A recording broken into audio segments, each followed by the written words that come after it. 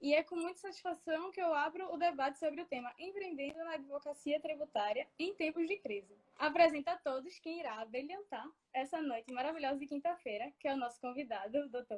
Carlos Dias. Ele é especialista em Direito Tributário, cursando MBA em Auditoria Digital e Direito Tributário.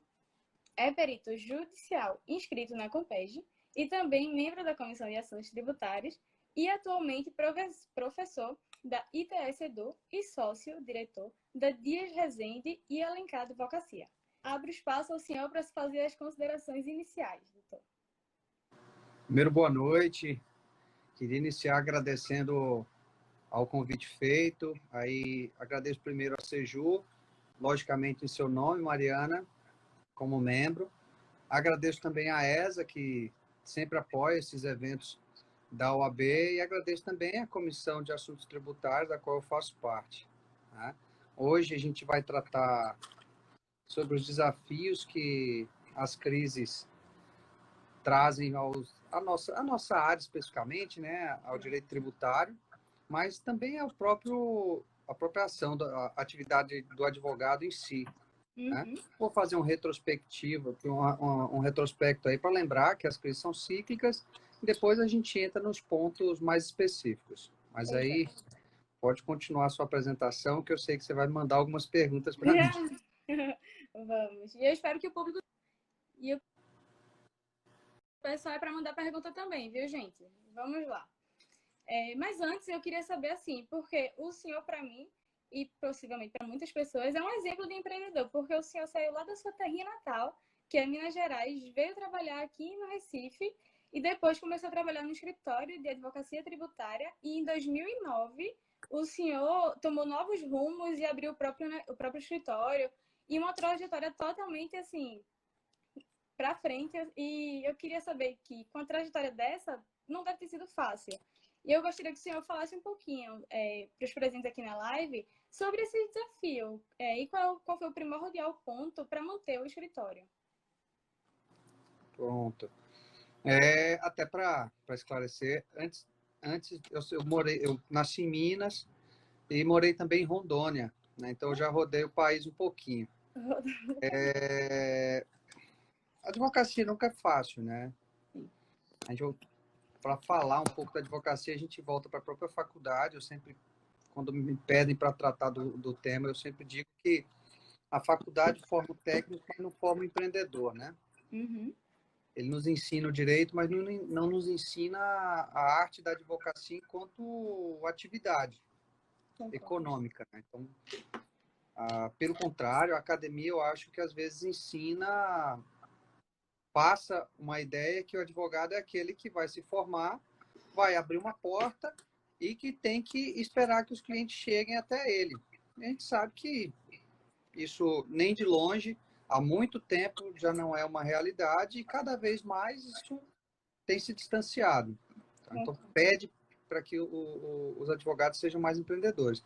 O meu retrospecto é de alguém que, no início da faculdade, na verdade, final da faculdade, pensou em atuar com direito civil, fiz a minha primeira especialização em direito civil, e depois, por uma questão de oportunidade, já aqui, eu entrei no escritório que trabalhava com direito tributário e decidi fazer especialização em direito tributário, fiz na Federal, daqui, na UFPE, e hoje eu curso um MBA em auditoria digital, que é a área que eu mais me identifico, né? Na área de revisões, de análises, que é uma área que realmente eu gosto, que é analisar obrigações acessórias. Isso também tem um pouquinho da experiência que eu tive antes mesmo do direito. É uma peculiaridade, eu cheguei a fazer um ano de faculdade de ciência da computação, né? Então eu tenho... nessa vida nada se perde, né? Verdade. Então eu gosto um pouco de mesclar, de trazer um pouco da automação que a informática, a ciência da computação consegue lidar, consegue trazer, porque no direito tributário, a depender do nível de análise que você vai adentrar, você vai tratar aí quase dentro de uma lógica de Big Data, né? Você vai trazer, vai estar depurando milhares de informações. Então, você precisa ter métodos para poder cruzar e conseguir achar o resultado que você busca. E em 2009, eu abro o escritório. Eu lembro que quando eu abri o escritório, a gente tinha um cliente de partido, e para poder alavancar, para poder crescer, a gente começou trabalhando com teses tributárias, né? E tese é bem engraçado porque você sempre acha que vai crescer do dia para a noite, mas na verdade, como qualquer empreendimento, é algo que você vai investindo. Hoje, com certeza, o escritório continua trabalhando, mas nosso principal foco é a assessoria. O escritório hoje é bem maior do que quando começou, isso é óbvio, já tem mais de 10 anos. Mas hoje a gente trabalha em diversas outras áreas, já dentro de uma lógica um pouco mais ampla, mas com núcleos especializados. Eu coordeno o núcleo tributário dentro do meu escritório, né? Nós somos 5 sócios patrimoniais e diversos sócios não patrimoniais. E o desafio da advocacia é diário, né? Você precisa matar um leão por dia. Com toda certeza. Então é isso. Para começar, eu lanço a nossa primeira pergunta, que é: olhando para o passado, sabemos que não é atual, né? Essas crises econômicas no nosso país. E como o senhor mesmo já começou falando, que é o exemplo da última, assim, mais marcante, que é de 2008, eu queria que o doutor, se o senhor pudesse fazer uma breve retrospectiva dos pontos mais importantes sobre a ótica tributária, que o empresário ele não pode deixar de observar no seu negócio. Aí eu vou voltar um pouco, né? Lembrando e pegando o gancho do que você já trouxe como introdução, que a lógica de crise é uma lógica cíclica, né? Nós vamos ter ciclos que dentro da lógica de mercado você vai ter alto, mas você vai ter baixas, e vão ter baixas mais acentuadas, que são as famosas crises, desencadeadas por N motivos, né? Você pode retornar desde 1929, né, com a grande crise econômica dos Estados Unidos, com a quebra da Bolsa dos Estados Unidos, né, e mais recentemente, em 2008, né, que foi uma das maiores crises da nossa época, que começou com o estouro da bolha imobiliária nos Estados Unidos e teve o seu grande ápice depois da falência, eu acho que foi do Banco de Investimento Lehman Brothers. Eles entram em falência, dali para frente, como diferente de outras crises, essa crise nasce dentro do próprio meio financeiro. Sim. E tendo como núcleo, como centro, os Estados Unidos. E acaba dentro do mundo globalizado, afetando o mundo todo e inclusive o Brasil. O Brasil, inclusive, à época, sentiu um pouco menos no início, mas eu tive a curiosidade de buscar isso. Eu me formei em 2005, entrei na faculdade em 2001, se não me engano, acho que foi isso, mas me formei no final de 2005, então eu peguei essas informações, eu tenho memória disso, sabe? E aí eu fui só buscar algumas coisas, achei um artigo interessante, feito em 2018, analisando os 10 anos da crise de 2008, e o que me chamou a atenção foi que eles entrevistaram um economista, Braulio Borges, e o ex-ministro da Fazenda, Maílson da Nóbrega. E o que me chamou a atenção, que é bem emblemático, foi uma pergunta que fizeram aos dois, mas a resposta do economista Braulio Borges, ele é bem claro em dizer o seguinte, aí eu peço licença só para citar, ele fala: em 2015, 2016, o mundo voltou a acelerar seu crescimento, ou seja, foi 2008, 2015, 2016 voltou a acelerar. E, segundo ele fala que, finalmente, na virada de 2017 para 2018, a gente pode dizer que a crise foi superada nas economias centrais, ou seja, não foi no mundo todo. Então, a gente está falando de uma crise em 2008, que o mundo, e não todas as economias, mas as principais economias, superaram 10 anos depois, de retornar aos mesmos índices de crescimento anterior à crise de 2008. Então, você verifica o quão é importante como fato econômico e, consequentemente, fato jurídico e, consequentemente, fato tributário são importantes a análise dessas crises. Então, você analisa por aí.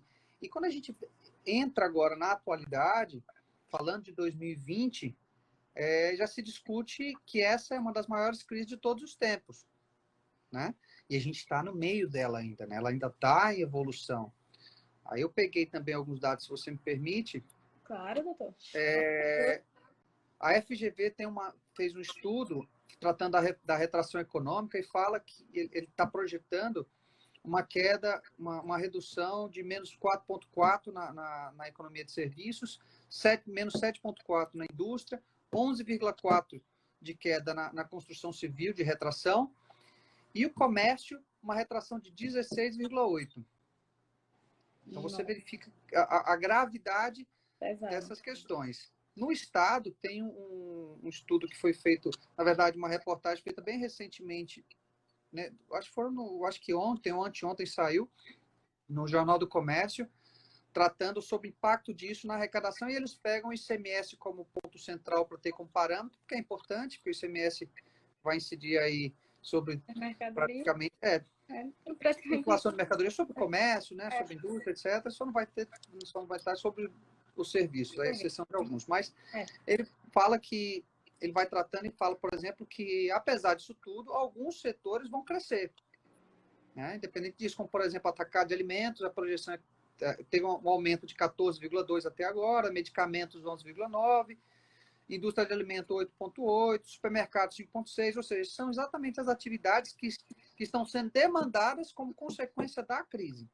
Mas, em contrapartida, nós temos telecomunicação, queda de 22, energia, menos 16, combustível, menos 28, varejo, menos 39, veículos, menos 58 e tecidos, menos 63%.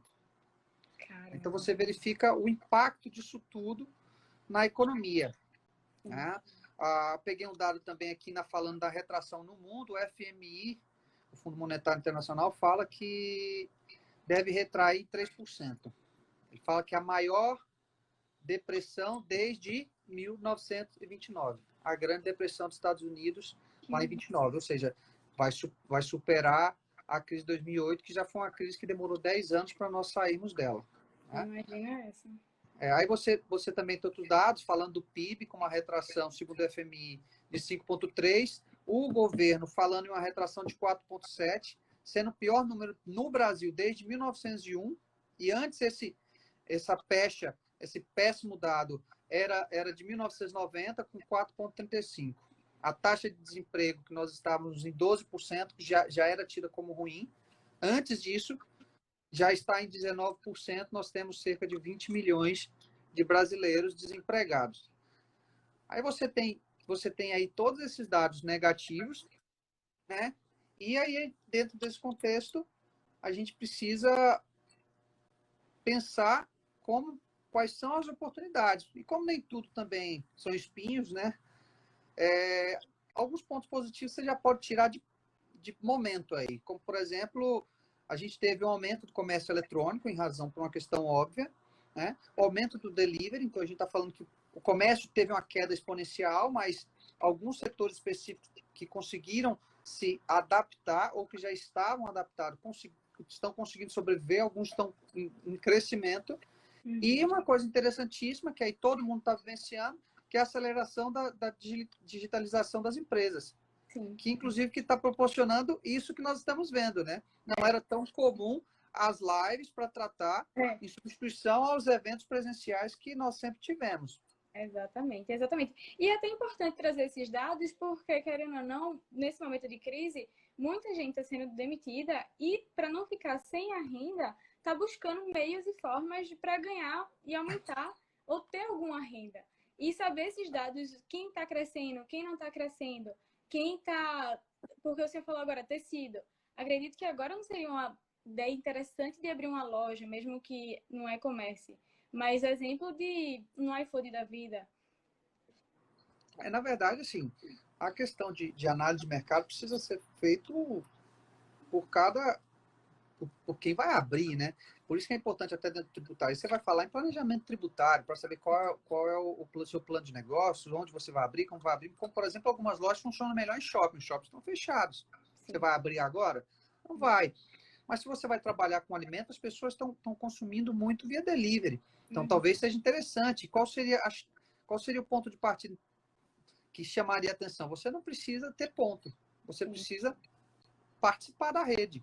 né, ter um bom produto e divulgar. Então, você vai ter todas essas questões que são interessantes. Como todo problema traz oportunidades, as crises não são diferentes. Sim, concordo. Concordo. Agora, a nossa segunda pergunta. Diante desses desafios que as empresas estão enfrentando nesse momento de crise, qual é o papel do tributarista nesse contexto? Isso é uma ótima pergunta. Aí, quando você fala do papel tributarista, a gente tem que voltar primeiro qual é o impacto que tem, qual é o impacto das crises dentro da lógica da tributação. E aí a gente tem duas faces da mesma moeda. Tem um lado da administração pública, né, do ente tributante, tendo em vista que ele tributa as principais fontes as principais bases de tributação. A gente está falando aí das atividades econômicas, né, indústria, comércio, serviços, né, e mesmo os outros que tributam signos de riqueza vão depender que a economia cresça para que isso possa continuar sendo viável. Então, quando a gente fala de uma crise, a gente fala de queda de arrecadação. A primeira coisa que chama a atenção. E quando você fala em queda de arrecadação, você está falando da dificuldade que vai ter a administração pública de desenvolver suas atividades. E como contrapartida, como a gente já está vendo, a administração pública vai ter duas formas. Ou ela vai diminuir as suas despesas, ou vai buscar outras fontes de receita. E muitas vezes majorando a própria tributação, aumentando os tributos, né?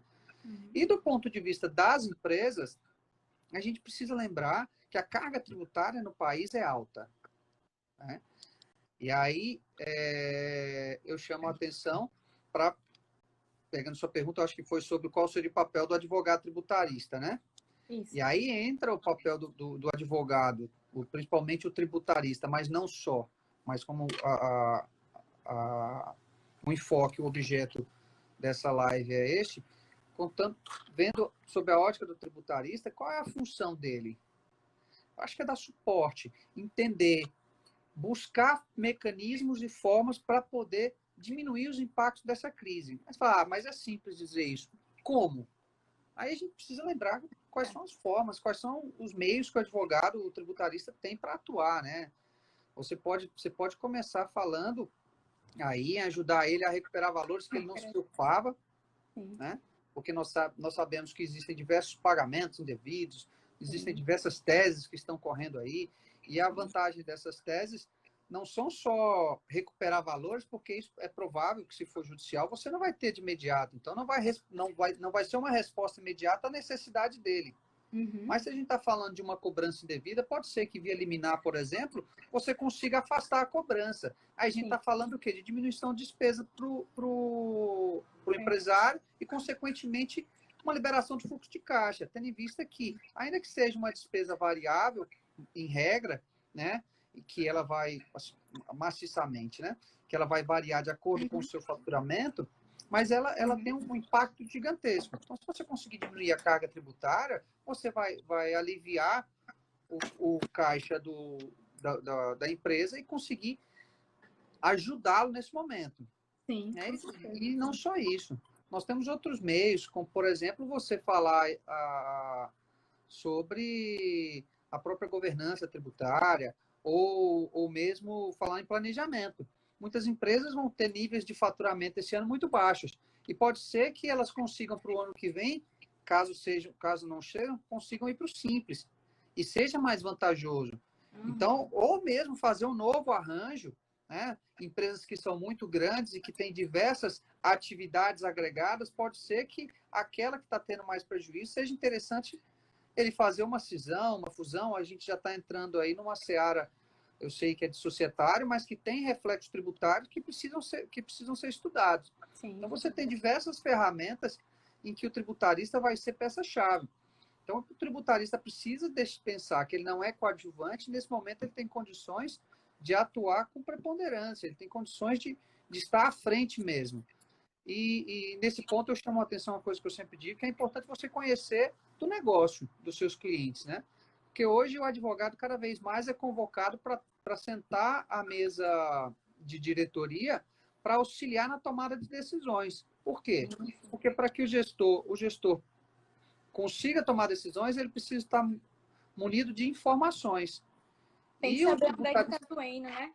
Exatamente. E quais são, quais são os meios, né? Como, por exemplo, nós tivemos agora, em 3 meses, uma enxurrada de legislações, de normas tributárias, concedendo diversos benefícios. Na verdade, a intervenção aí do Estado para tentar dar um auxílio à atividade econômica em si, às empresas. Mas muitos empresários têm dificuldade de saber o que está à disposição dele. Sim. Eu tive casos de clientes que pagaram obrigações correntes que estavam suspensas, que tinham sido prorrogadas, o parcelamento tinha sido prorrogado, e não foi porque quiseram, não, eu não quero acumular, não, foi porque não perceberam que não precisavam naquele momento. Pelo contrário, eles estavam com caixa extremamente esticado, sem caixa nenhum e com dificuldades. Então, você percebe que, nesse ponto, aí a gente está falando, já entrando um pouco em compliance, é importante que o advogado, o tributarista, traga para a empresa todas essas ferramentas e venha auxiliar. Então, ele acaba tendo possibilidade de tanto chegar ao ponto de conseguir assessorar, como vender serviço específico, ou até mesmo uma tese, que é um serviço pontual, que ele vai ter uma resposta imediata, talvez menor, mas no futuro isso retorne como valores. E lembrando que nem sempre esses recolhimentos indevidos ou a maior decorrem de uma má interpretação ou uma discordância do fisco. Às vezes é erro puro e simples mesmo da contabilidade ou do financeiro, ou uma má interpretação, ou uma desinformação, porque a legislação mudou e hoje ela é mais benéfica e continua utilizando a anterior. Então, nesses casos, não vai nem se falar em decisão judicial. Identificando os erros, ele vai levantar um crédito que ele nem imaginava ter e vai conseguir utilizar, e isso vai trazer um fôlego para ele. Então, o advogado tributarista tem N meios para conseguir socorrer as empresas. Entendo. Realmente, é primordial, né? Eu diria, ter um bom contador e um bom advogado tributarista para acudir essa empresa, porque ao passo que o contador está mais no âmbito técnico, a gente, como advogado tributarista, analisa a atualização da lei, analisa tudo o que está acontecendo em volta. E isso, a junção dos dois, é primordial para, como o senhor falou, ajudar no fluxo de caixa desse empresário, desse empregador. Vamos agora às perguntas do pessoal. Então, que fala até de compliance. Em tempos de tantas mudanças, como poderemos evitar riscos ligados às questões tributárias, fazendo um balanço acerca da importância do compliance tributário no âmbito empresarial? Pronto, isso é ótimo. Eu acho que compliance, nesse momento, é uma ferramenta importante. Até para desmistificar, o brasileiro adora uma palavra em inglês, né? Adoro. Que fica bonito. Mas, na verdade, compliance é algo relativamente simples. É conformidade, né? É a análise de você estar conforme às regras. Então, compliance é isso. É você entender as regras e agir de acordo com elas. Mas tem gente que fala em compliance e só imagina o compliance como sendo o quê? Você pagar correto. Como se fosse uma lógica de não pagar menos. E nem sempre é. Muitas vezes os erros dentro da lógica de compliance é você adotando uma postura mais rígida que o próprio fisco entende. Isso parece que é mentira, mas é muito comum acontecer. Né? O fisco já emitiu uma solução de consulta interna pela COSIT, que tem força vinculante, ou seja, é um órgão que faz interpretação dentro do âmbito da Receita, vincula, inclusive, as suas soluções de consulta no âmbito interno. A Receita se submete a esses entendimentos e, muitas vezes, os setores técnicos, seja o contábil, ou seja o jurídico, não acompanham.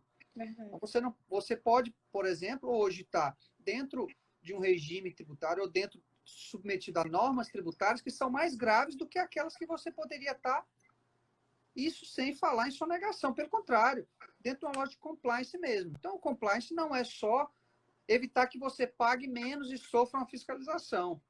É fazer que você pague certo. E pagar certo pode ser que seja o menor.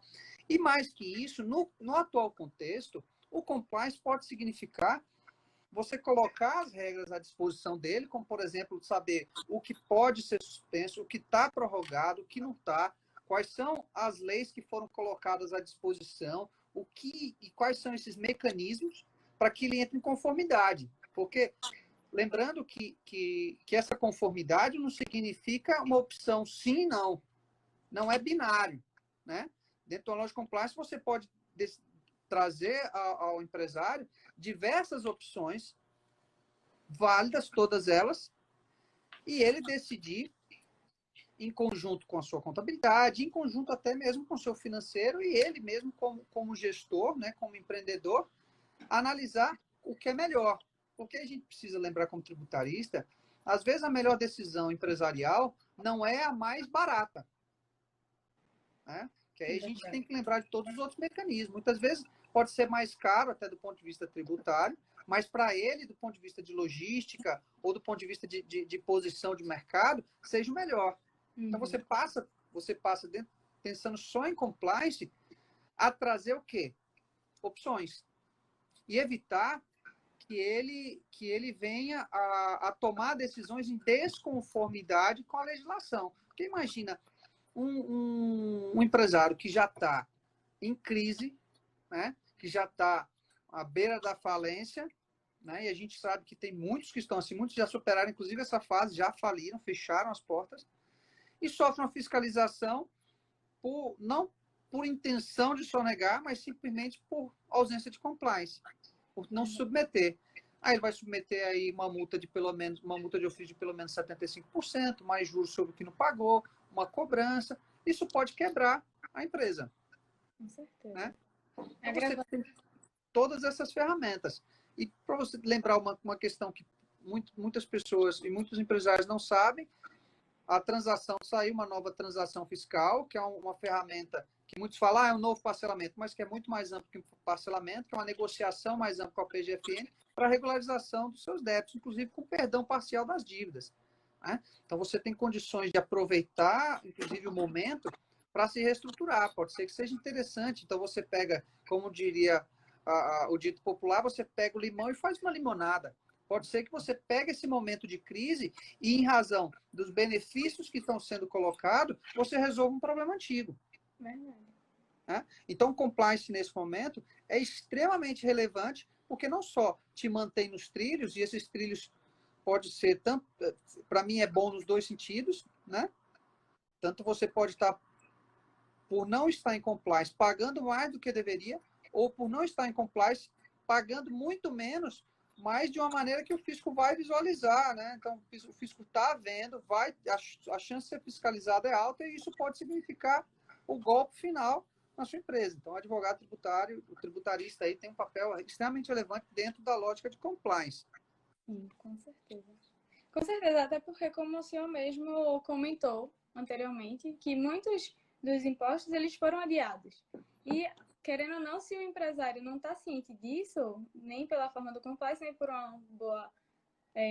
nem por um bom advogado, ele não vai saber e vai acabar pagando, e aquele empresário que já está com dívidas acaba se afundando mais ainda por não ter uma boa estruturação. Claro. Eu lembro, e foi uma coisa que me chamou a atenção e me voltou à memória, que eu vi uma reportagem que ficou gravado lá nos anos de 2008, 2009, e era uma reportagem que saiu, acho, na Globo, não vou lembrar, obviamente, em qual canal, mas que saiu no TV, e era uma reportagem que falava, era mais ou menos isso, falava assim, as empresas estão se voltando aos seus almoxarifados e buscando créditos que eles não imaginavam ter. Né? Por quê? Quando a gente está na bonança, quando você está fora de um momento de crise, o importante é obter mais vendas, o importante é obter mais clientes. Então, há um relaxamento no controle das despesas. Né? Sim. E muitas vezes isso significa pagar mais. Então, às vezes, se você só fazer uma revisão de tudo, dentro de uma loja de compliance, dentro de uma loja até de planejamento tributário, dentro de uma loja de recuperação de valores, você pode perceber que você está adotando, que você pode conseguir uma alíquota menor, que a sua base de cálculo é menor, né? E que isso significa, para o futuro, uma diminuição das suas despesas tributárias. Eu estou usando despesa aí, não tecnicamente, né? Sim. De forma geral. Então, você teria uma condição de diminuir os seus custos tributários. E isso é extremamente importante, mas que isso pode ser que, se você identificar que está pagando hoje errado, pode ser que você sempre pagou errado, ou nos últimos anos você pagou errado, isso significa valores a recuperar. E pode ser que nem precise de ação judicial, então esses valores estão disponíveis, só precisam ser identificados e quantificados. Sim, Né? verdade. E você vai ter um crédito para pagar, para utilizar como pagamento pelos tributos dos meses vencendo. Então, são ferramentas que você vai conseguir auxiliar. Então, a gente conversou aqui rapidamente e a gente verificou que você pode, desde auxiliar o empresário na tomada de decisão, né, pensando em compliance, pensando em auxílio, em subsidiar com informações, né, criar dados, levantar dados qualitativos aí de qual é o cenário dele e quais os cenários que ele pode adotar. Você pode falar em planejamento tributário, que é alterar os regimes, pensar em alteração considerando o novo contexto, mesmo que seja do ponto de vista temporário, porque, como eu já coloquei, as crises não iniciam e terminam de uma vez, né?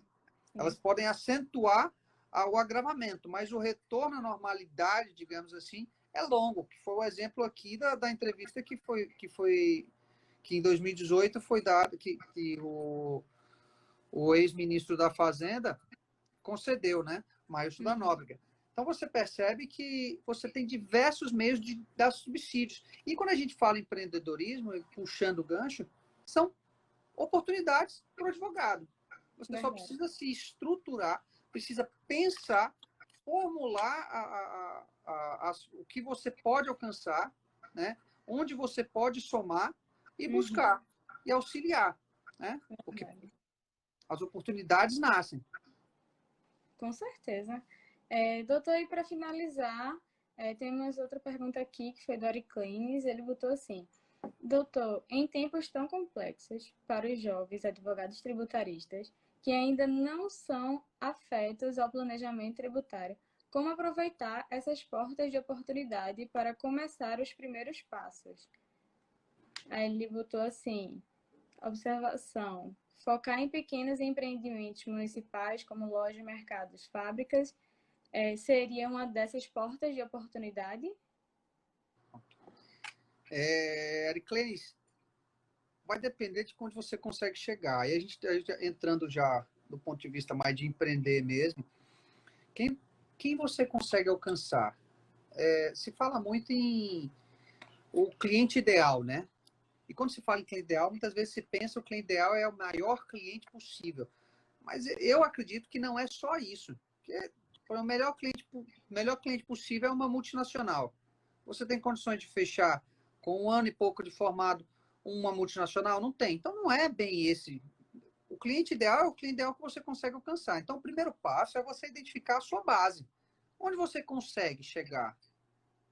Uma outra dica que eu dou é você tentar se especializar em nicho. O que eu estou querendo dizer? Você tentar entender de negócio. Pronto, eu vou trabalhar aqui só com empresa do simples que trabalhe com comércio, né? Ou talvez até com um tipo de comércio. Por quê? Porque é mais fácil você replicar. Você fecha com um, ele vai te indicar para outro, que vai te indicar para outro, que vai te indicar para outro. Então você pode, às vezes, começar com uma empresa do simples. Aí você fala, mais simples é pouco, fatura pouco. Não, não fatura pouco. Fatura... A base do simples, eu acho que está em 4,8 milhões. Então, é interessantíssimo. Então, você não precisa mirar na baleia para começar. Então, você precisa primeiro identificar qual é a sua base. Qual é a sua base de cliente? Quem você pode alcançar? Quem são eles? Feito isso, desenhe qual é o perfil desses clientes que você tem condições de chegar. Feito esse desenho de qual é o regime principal, se é simples a maioria, se não é, quais tributos que ele submete. Aí dentro do simples, qual é o anexo, você vai ver a tributação dele, né, para verificar quais são maiores. Depois vai pesquisar tese sobre isso.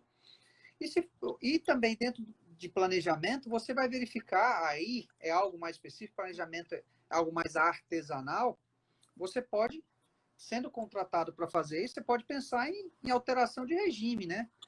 Pode pensar, olha, se você tirar essa atividade, você consegue sair do anexo tal para o anexo tal, que é mais benéfico dentro do Simples Nacional. Então, aí você vai precisar pegar o cliente para entender. Mas, às vezes, para você entrar, você começa com um trabalho específico, seja uma tese, seja algo que você identifica. Uma coisa que eu fazia quando estava no início, e inclusive a gente faz também, é buscar informações sobre o cliente. Vou visitar um cliente, ou vou abordar. Eu vou estudar sobre ele. Eu vou entrar no site, vou pesquisar se ele tem processos, vou entender qual é o negócio, né? Vou buscar o máximo de informações possível, até para que, numa reunião, ele consiga entender que você está ali e que está levando a sério, porque você pesquisou, porque você entende do negócio dele. Uhum. Isso é extremamente relevante. Fórmula mágica, não há. Não há. O que há é trabalho. Você precisa, de fato, focar, verificar no que pode, não atirar para todos os lados, né? Porque quanto mais você for especialista, é mais fácil você ser identificado como. Então, se você se especializa em uma área específica, não, eu trabalho com empresas do Simples, ou empresas do anexo tal, ou empresas do Simples de tal atividade, ou mesmo, independente de se é do Simples ou não, eu sou especialista em construção civil, entendo de construção civil, sei qual é a tributação, sei quais são as oportunidades, sei quais são as teses, sei o que nem precisa de ação judicial e que é comum erro. Então, você começa a ser tratado como especialista, porque você vai visitar um, vai fazer um bom serviço, vai a outro, vai ser indicado. Então, é uma construção. Carreira é construção. E aí eu chamo a atenção para um problema que é nosso, atual, né? A nossa geração, na verdade, eu acho que talvez eu não seja tanto dessa geração, eu acho que eu sou um pouco mais velho, mas assim, né, também da nossa geração, vamos modificar, a geração atual, né, os novos advogados, eu acho que talvez tenha uma dificuldade em razão de internet, tudo, de pensar que vai sair da faculdade e vai virar um super advogado da noite para o dia. E muitas vezes eles se espelham em alguém que foi assim. Mas esquece que esse cara ou ralou só, ou ele acertou. Teve aquela sorte de quem está preparado. Uhum. Né? Mas ele é ponto fora da curva. Sim. A advocacia, como qualquer carreira, ela é uma construção de médio e longo prazo. Você vai passar aí 10 anos trabalhando muito para se estabilizar, para começar a ter algum reconhecimento no mercado. Né? E é uma construção diária. Carreira você demora muito tempo para construir e é muito fácil de perder o que se construiu.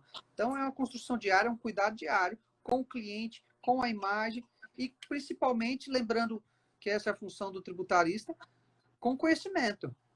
Muda todo dia a legislação e você precisa estar à frente disso e estar sempre atualizado. É verdade, concordo, doutor. Essa ideia de funilar uma especialização acho que é essencial, até porque, como o senhor mesmo falou, eu vou começar numa construtora. Começo aprendendo toda aquela base, o boca a boca, querendo ou não, é um trabalho de formiguinha, todo dia um pouquinho, todo dia um pouquinho. Aquela construtora vê seu resultado, vê seu trabalho, indica para outra, depois para outra. Quando vê, passou 5 anos e você virou especialista naquela parte. E uma coisa interessante, Mariana, é que, graças à internet, hoje você consegue ter cursos, bons cursos, com os melhores professores do país, né? Via online, né? Ou gravado ou não, mas online, ou seja, à disposição de um clique, né? À distância de um clique, com os melhores professores e com temas específicos. Então, digamos, eu fiz minha especialização no IBET, fiz minha especialização em uma faculdade, eu sou tributarista, mas aí você quer se especializar num nicho, ou quer se especializar num tributo, você vai achar hoje facilmente cursos específicos. Tributação da construção civil, um curso só falando sobre o simples, né? Um curso só tratando de tributos indiretos, né? Tributo só tratando de ICMS. Então, você consegue ter cursos específicos e muitas vezes até muito mais práticos do que você vai ter dentro de uma especialização, que muitas vezes tem uma abordagem muito mais teórica e acadêmica, e você consegue se alavancar melhor, consegue se posicionar melhor, consegue ter um crescimento mais acelerado da sua carreira. Então, é importante você desenhar. planejar o que você quer. Porque, às vezes, quando a gente está no início da carreira, a gente tem vontade de ter processo. A gente quer ter processo. Eu quero ter muito, né? E esquece que a gente tem uma capacidade limitada de absorver demanda. É verdade. Então, se eu tenho uma capacidade limitada de absorver demanda, eu vou pegar qualquer processo. Daqui a pouco, eu não consigo pegar mais e a minha carteira é só de processo ruim. Eu não consigo pegar mais porque eu não dou mais conta. E os que eu tenho em casa não vão me alavancar em nada, não vão mudar a minha carreira. Então, muitas vezes, você precisa pôr no papel mesmo, fazer aquele, dar um passo atrás, sentar e falar, pronto, onde eu quero estar daqui a 5, 10 anos? Mas aí eu volto a dizer, analise quais são as suas possibilidades, os caminhos que você acha, a partir daí você começa a desenhar a sua carreira. Verifica o que é e construa. Vai estudar, vai prospectar, vai atrás de cliente, faça o que for necessário. As oportunidades estão aí. Mesmo diante de crise, as oportunidades aparecem. Então, basta você saber o que fazer e correr atrás. É fácil? De jeito nenhum. Mas quem faz, uma hora ou outra dá certo. Com certeza. É suor, é suor. Eu acredito, assim, que você fazendo um trabalho bem feito e consistente, sem espaçamento, ou então, como o senhor mesmo falou, funilar, porque acaba aqui, quer processo, quer processo, quer processo. Aí eu que quero, exemplo, eu que quero ser tributarista, me vejo com processo de sucessão de família. Que, querendo ou não, é bom, porque eu vou adquirir conhecimento, mas é totalmente fora da minha área. E é como o senhor falou, acaba perdendo um pouco o foco. E muito bem explicado quando o senhor retrata de que tem que ter essa especialização. E eu acho que é isso. O nosso tempo está chegando ao fim. O senhor quer acrescentar mais alguma coisa, doutor? Já que está se encerrando, eu queria agradecer novamente o convite, agradecer esse tempo que nós passamos aqui. Espero ter somado. Aí quem quiser, me siga. Mesmo lá, vez ou outra eu recebo alguns questionamentos lá e tenho sempre a disponibilidade de ajudar dentro das limitações que isso significa.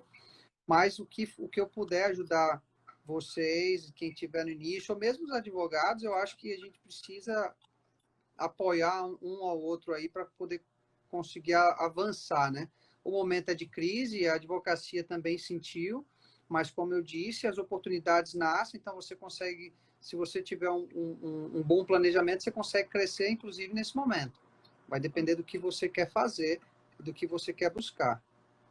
Com certeza. Tá? Então, agradeço imensamente, agradeço inclusive ao público, né? Sim, E nós estamos encerrando. Boa noite. Boa noite. E eu, em nome da Seju, nós agradecemos a presença de todos aqui nessa live, inclusive a participação do nobre doutor Carlos Dias.